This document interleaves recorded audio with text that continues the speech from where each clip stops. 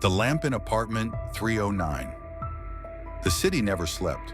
It only shifted moods. Neon lights hummed like insects. Rainwater carved paths down cracked concrete. And in the spaces between street lamps, the forgotten people lingered. One of them was Daniel Price. At 38, Daniel had nothing left to lose, though it hadn't always been that way. 2 months ago, he'd had an office, a house, and a wife who smiled at him over morning coffee. Now the office had restructured. His wife was sharing her smiles with another man, and the bank had posted the eviction notice 2 days ago.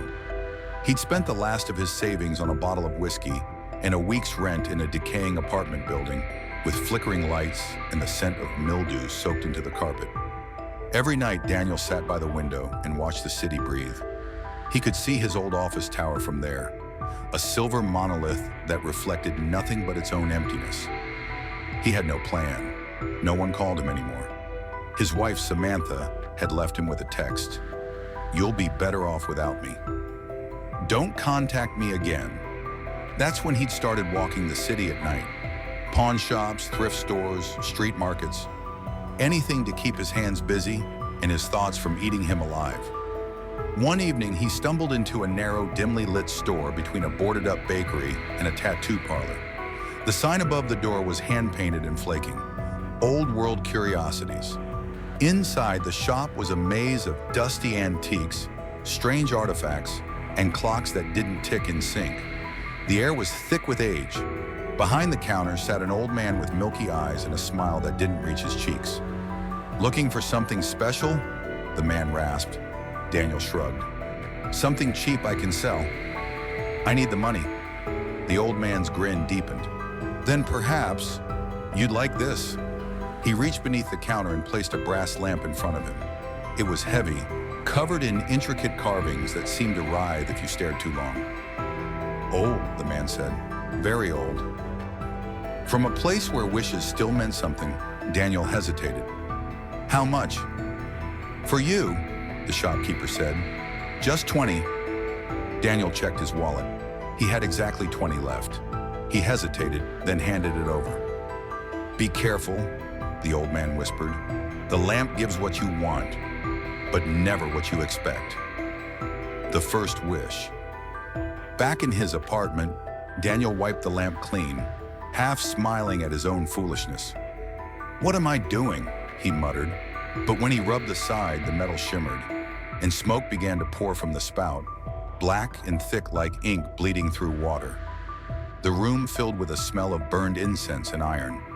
A shape emerged, tall, robed, with eyes like molten gold. "I am the servant of the lamp," it said, voice rippling through Daniel's skull. "3 wishes you shall have, mortal. Choose with care." Daniel stumbled back, trembling. "You're real?" The being smiled. "As real as your despair." He thought of his wife, his job, his empty wallet. "I just want my life back," he whispered. "I want everything I lost." The genie's eyes flickered. "As you wish." The lights went out. Daniel fell to his knees as the room twisted. Walls breathing, shadows pulsing. When he opened his eyes, he was standing in his old house. The smell of Samantha's perfume drifted through the air. She was in the kitchen, laughing. "Sam?" he said, tears in his eyes. She turned, startled, but the man she was with, David, his former boss, stepped forward. "What the hell are you doing here?" Daniel's heart dropped. I just wanted..." But Samantha screamed, "You're dead! You died in that car crash 2 weeks ago." He looked down. His reflection in the kitchen window showed a pale, waterlogged corpse, eyes sunken and lips blue. He ran, out of the house, down the street, past the onlookers shouting his name in terror. The city blurred around him until he collapsed in the rain. When he woke again, he was back in the apartment. The lamp sat on the floor beside him. The genie was smiling. "Your life returned as you wished." Daniel screamed and threw the lamp against the wall. The second wish. Days passed. He didn't eat, didn't sleep. Every time he closed his eyes, he saw his dead reflection staring back. But desperation has a way of overpowering fear. One night, Daniel picked up the lamp again. "Bring me money," he whispered. "Enough that I never have to worry again." The genie nodded. "As you wish."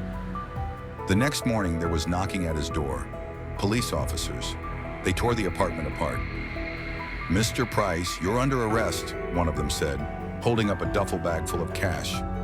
"This money was reported stolen from the First National Bank last night." Daniel tried to explain, but the evidence was overwhelming. His fingerprints were on the bag. His face, captured on a blurry security camera image that looked just like him. He spent 2 nights in a holding cell before they released him on bail. Someone had paid it anonymously. When he returned home, the lamp was waiting. 2 wishes spent, the genie said. 1 remains. Daniel's hand shook. "Why are you doing this to me?" The genie tilted its head. "I do nothing but obey. It is your words that make your fate." The final wish. Daniel stared at the city from his cracked window. The streets below glistened with rain and regret. He thought of Samantha, of his lost job, of the way everyone had turned away. He thought of the genie's words. He whispered, "I just want peace. I want all the pain to stop." The genie smiled one last time. "As you wish." The smoke filled the room, wrapping around him like a blanket. His heartbeat slowed. The city faded. When the landlord opened apartment 309 the next morning, Daniel was sitting on the floor, eyes open, perfectly still, a faint smile on his lips. The lamp rested beside him, dull and cold. 2 weeks later, an antique shop on the other side of town added a new item to its window display, a brass lamp. A small tag hung from its handle. "Rare antique, $20. Comes with a story." The shopkeeper smiled at a new customer walking in. "Looking for something special?" he asked.